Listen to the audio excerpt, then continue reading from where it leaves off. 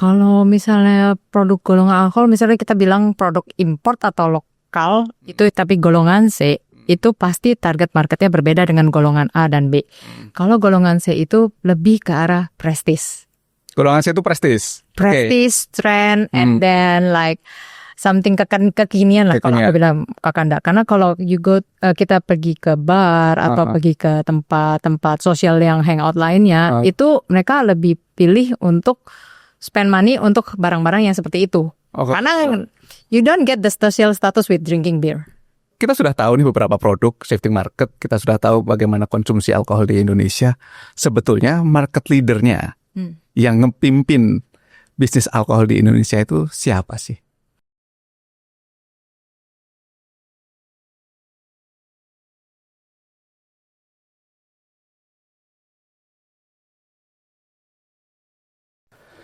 Oke, selamat pagi, siang, dan sore semuanya. Kembali lagi ke podcast ini ya.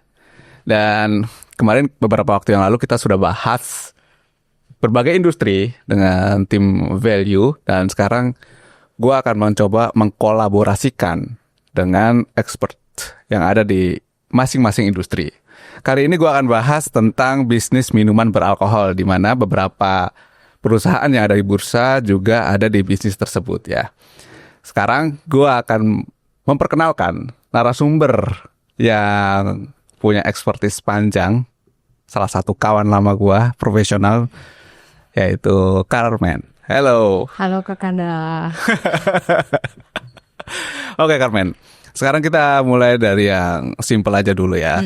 Gue pengen Carmen cerita ya. Sekarang kan bisnis itu sudah bergerak, tidak seperti dulu lagi, kan gitu kan. Nah, terutama di minuman beralkohol nih, gue pengen denger cerita dari Carmen. Dari dulu sampai sekarang tuh, sekarang posisinya tuh seperti apa sih bisnis minuman beralkohol ini? Silakan.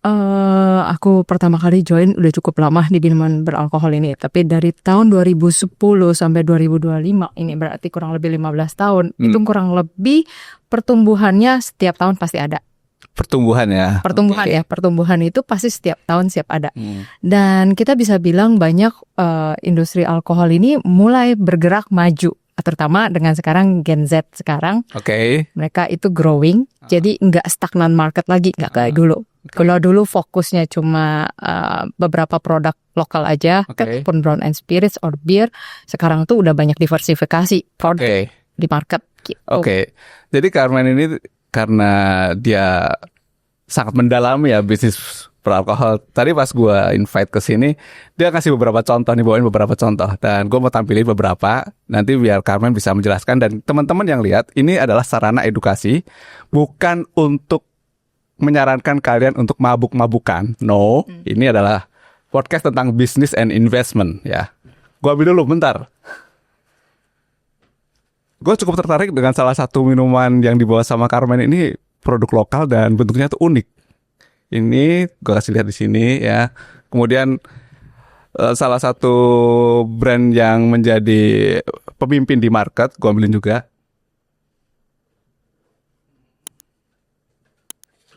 Oh ini dia, nanti Carmen bisa jelasin ya tentang ini.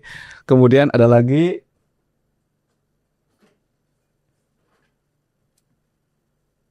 Nah, ini juga nih. Ini ada beberapa produk minuman beralkohol yang akan dijelaskan oleh Carmen tentang shifting market yang ada di Indonesia. Karena gini, bisa jadi karena kultur, bisa jadi karena usia dan macam-macam. Selera masyarakat itu mungkin berubah gitu. Nah, Carmen, monggo. Tolong jelaskan beberapa produk ini dan bagaimana shifting sudah terjadi di Indonesia gitu. Aku mulai yang pertama. Pasti teman-teman udah pada tahu dengan anggur merah deh. Anggur merah ini bisa dibilang local heritage-nya Indonesia, kebanggaannya Indonesia. Oh gitu ya?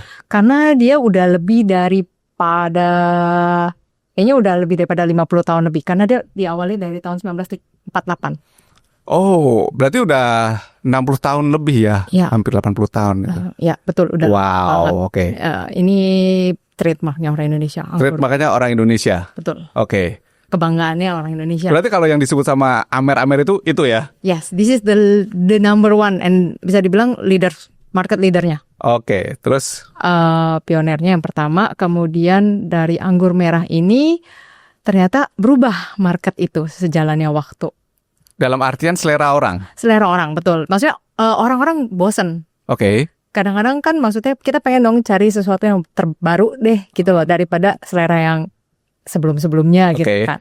Kan kalau misalnya Amer ini lebih ke generation yang udah tua, mohon maaf nih, datanglah itu produk lokal yang lain, Sababai sebenarnya. Yang tujuannya adalah gen milenial. Oh ini Sababai ini. Yes, sebenarnya adalah gen milenial karena dia, but this one is a wine. Oke. Ya, jadi ini adalah wine, ini anggur merah. Anggur merah. Tapi sebenarnya bedanya enggak yang membedakan adalah proses fermentasinya. Oke. Bagaimana tuh? Jadi kalau misalnya anggur merah ini, dia proses fermentasinya tidak menggunakan tongue still, tidak menggunakan barrel still. Jadi dia hanya tetap di keeping manisnya. Oh ya. Proses fermentasi raginya tidak terpanjang dengan produk wine. Oh beda di situ ya. Beda di situ. Oke. Jadi kalau di wine itu mereka fermentasinya lebih lama, walaupun dia pakai still column juga untuk fermentasi, tapi dia butuh waktu lebih lama sehingga hasil rasanya itu berbeda banget. Ini produk Indonesia juga ini? Produk Indonesia. Kebanggaan juga ini. Kebanggaan ya? Kebanggaan. Bali punya ya? Yes, Oh ya. Ludisia. Kemudian setelah berjalannya mulai dari tahun 2020 itu mulai terjadi shifting market lagi, di mana berubah lagi. Betul. Di saat itu adalah COVID. Ingat ya Kakak, 2020, di mana kita dipaksa untuk stay at home. Oke. And what do you do when you are stay at home? You are experiment. Right? You want to try something new. I got bored. Di situ muncullah produk yang lain. Ada kompetitor juga yang lain yang mencoba masuk di market anggur merah ini. Kemudian karena perubahan zaman dan keinginan Gen Z itu untuk mencoba yang banyak yang baru, keluarlah namanya API. Oh ini Anggur Putih Indonesia. Ini adalah kreasi dari orang tua grup juga, tapi ini basicnya adalah white wine. Ini yang sekarang jadi favorit anak-anak muda gitu ya? Yes. Makanya tadi pas kita di luar tuh ada kawan kita juga yang cerita bahwa tim di kantornya itu pada kenal yang namanya API gitu. Gue sendiri baru lihat pertama kali sih untuk API ini sih. Jadi kalau generasi yang lama belum ketemu ini ya, karena ini baru muncul ya. Baru muncul. Oke. Dan ini sangat diterima oleh generasi muda saat ini ya. Iya, karena karakternya refreshing sekali Kakanda. Gimana tuh? Maksudnya apakah generasi muda sekarang itu lebih suka yang manis atau seperti apa? Generasi muda sekarang tuh lebih suka ready to drinks. Ready to drinks? Yes. Artinya? Yeah, you just open the bottle and then you can serve it. Oh, nggak perlu pakai modifikasi apapun? Nggak usah perlu modifikasi. Karena balik lagi, itu pas saat itu COVID, kita kan nggak mungkin untuk membeli semua botol untuk berkreasi. Oh ya. Yeah. You want something easy, you want something that yang, saya buka di kulkas, open, and then I serve it, I can enjoy it. Oke. Ya. Nah, arah switching marketnya tuh banyak kan ke ready to drinks. Salah satunya ini, makanya dikeluarin API. Oh, berarti memang cari yang lebih simple gitu ya? Lebih simple, lebih easy to make, easy to drink, and cheaper option. Oke. Terus ini yang tadi lucu banget sih ini sih. Ya, ini sebenarnya produk lokal, dia nggak terkenal sebenarnya. Tapi why I like this product karena ini benar-benar buat aku harusnya ini sudah mulai jadi kebanggaan Indonesia. Karena kapan lagi ketemu arak dengan rasa pandan. Pandan itu nggak pernah dieksplor secara lebih jauh oleh negara-negara lain. Which is kalau pandan di Indo, istilah kata jalan sedikit ketemu gitu. Dan itu oleh Gen Z, penciptanya yang making the product, itu why don't we make something like more local, like Indonesia. Ketika Kakanda buka, atau teman-teman nanti buka one day, if you try this one, you open it and you will smells like cendol. Gua buka ya. Nah, lanjut. Cendol, klepon, anything yang make dari pandan itu akan tercium dari sana. Dan ini karena ini basicnya arak, ya kita harus, kalau memang sanggup minum sendiri ya oke. Tapi kalau enggak, you need mix yang dibuat dengan koktail. Alhasil alkohol lokal ini banyak dipakai di bar-bar di Jakarta untuk make a local cocktail. Wow, tadi gue buka sekilas juga ada rasa aroma pandannya, unik sih. Unik. Iya, unik. Oke, jadi bisa kita simpulkan bahwa secara market ternyata perubahannya itu sudah kentara gitu ya, dari selera orang zaman dulu sampai generasi terbaru, di mana sekarang orang lebih suka yang sangat simple. Terus udah mulai bermunculan varian-varian yang khas gitu ya, kayak si arak pandan ini gitu. Oke, thank you Carmen untuk beberapa botol yang sudah kita tampilkan. Habis ini kita akan bahas terkait dari sisi bisnisnya, karena kita sudah bahas secara marketnya kan gitu kan. Ini pemanasan dulu guys. Oke, jadi teman-teman, tadi Carmen udah ngejelasin secara singkat tentang beberapa contoh minuman beralkohol dan ada shifting market di dalamnya.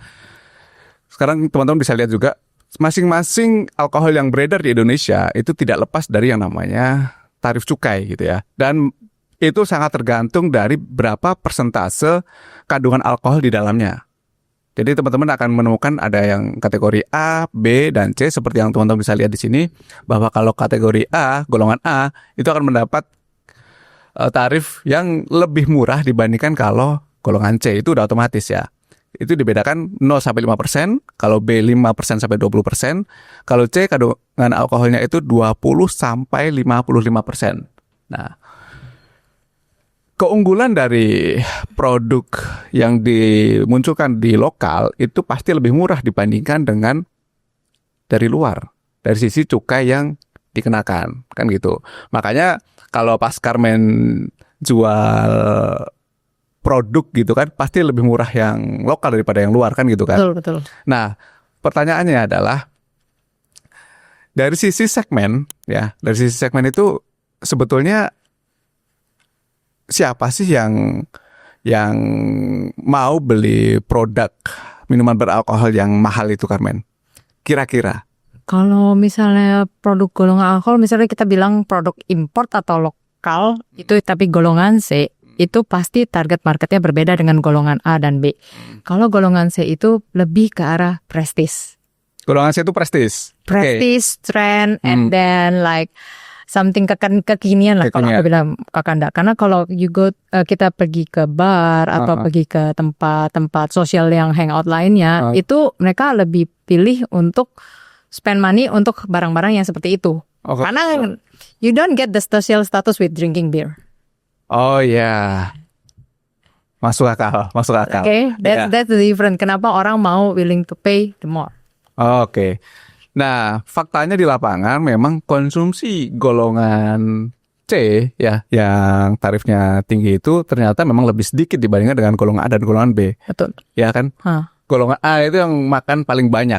Betul, ya. Karena bir. Karena bir gitu, karena lebih diterima oleh lebih banyak orang gitu ya. Betul. Dan price concern juga kan?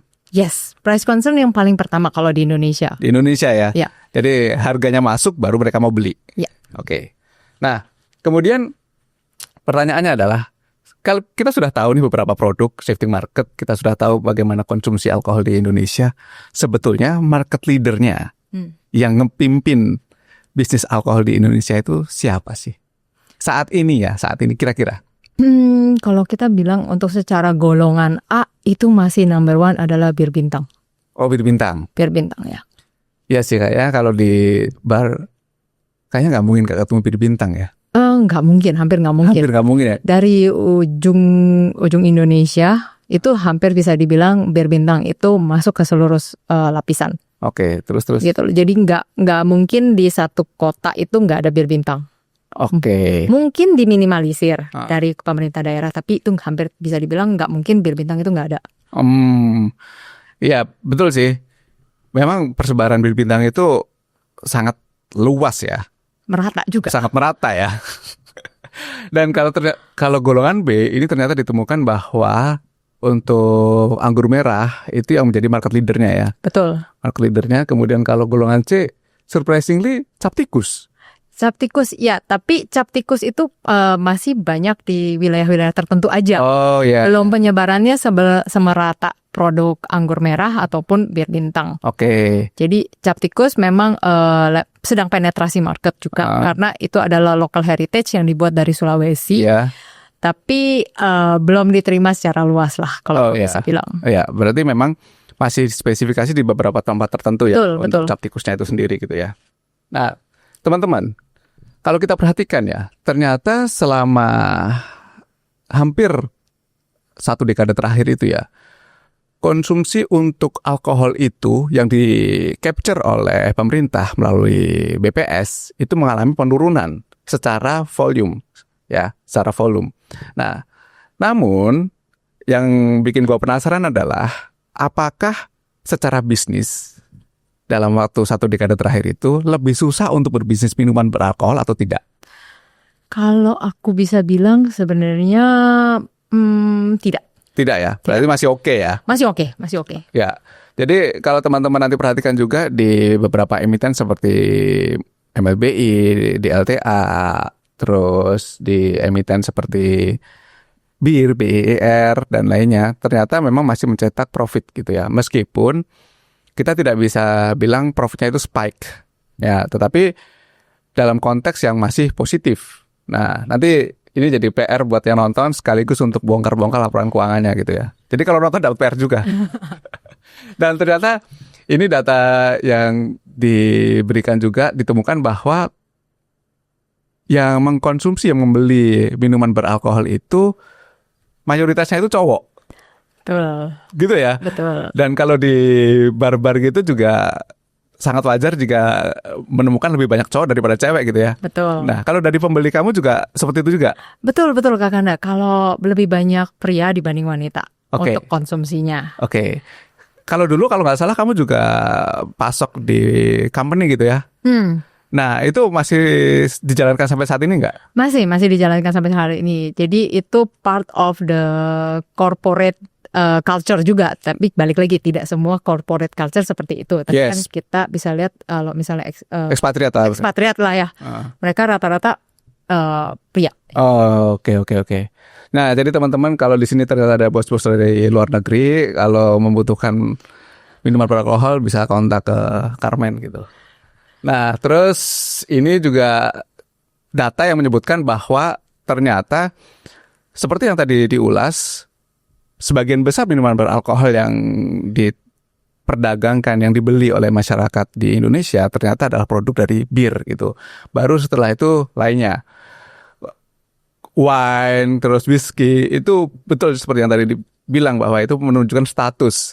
Ya, jadi tidak semua komponen masyarakat mau membelinya gitu. Betul. Bir itu kan sangat segmented ya. Udahlah di Indonesia itu bukan pasar yang pas untuk bir, ya kan? Ditambah lagi dengan harganya juga yang lumayan tinggi untuk minuman beralkohol gitu kan. Betul. Sehingga to be honest ini sangat-sangat segmented bisnis gitu. Nah, ini teman-teman bisa lihat beberapa produk yang ada di bursa ya. Ini ada MLBI yang memproduksi bir bintang tadi yang dibicarakan sama Carmen, mereka yang menjadi market leader untuk bir gitu. Dan ternyata Heineken itu bagian dari MLBI ya. Betul. Betul ya? Betul. Kemudian ada cap tikus yang tadi disebut Carmen itu berasal dari Sulawesi. Dan ada DLTA yang memproduksi Anchor, San Miguel, Carlsberg, dan kuda putih. Gue baru lihat ada kuda putih gitu. Iya. It's unique one. You should try. Oh ya? Oke. Nah, Carmen, aku mau tanya. Ini kan DLTA ini kan kalau nggak salah itu market utamanya itu ada di Jawa ya, terutama Jakarta ya. Betul. Nah, untuk peer-to-peer-nya, compare-nya antara DLTA sama MLBI, kalau di Jawa itu lebih diterima mana sebetulnya? Kayak Anchor sama Bintang dan Heineken. Di area Jawa aja? Di Jawa aja itu kita masih bilang itu Bintang. Oh gitu ya? Tetap Bintang. Bintang itu Jawa, Bali. Oke, jadi masih menjadi market leader ternyata. Dan kalau nggak salah harga saham MLBI itu udah turun sekitar 50% lebih per hari ini ya. Tapi sekali lagi selain tidak mempromosikan atau tidak mengarahkan untuk jual beli saham ya, ini juga kita sarana edukasi buat teman-teman. Jadi jangan salah paham gitu. Nah, itu sih dari kita ya untuk pembahasan tentang minuman beralkohol. Dan gue berterima kasih banget sama Carmen yang mau berbagi insight ya. It's easy, right? Ya. Dan teman-teman nanti silakan follow Carmen di akun IG apa, Carmen? Carmelia Indah. Carmelia Indah. Dia sering berbagi insight soal minuman beralkohol. Kemudian kalau misalnya ada yang mau bertanya-tanya juga bisa langsung tanya ke Ibu Carmen. Oke. Tapi for educational purpose only. Iya, no purpose only. Oke, thank you semuanya. Thank you, bye-bye.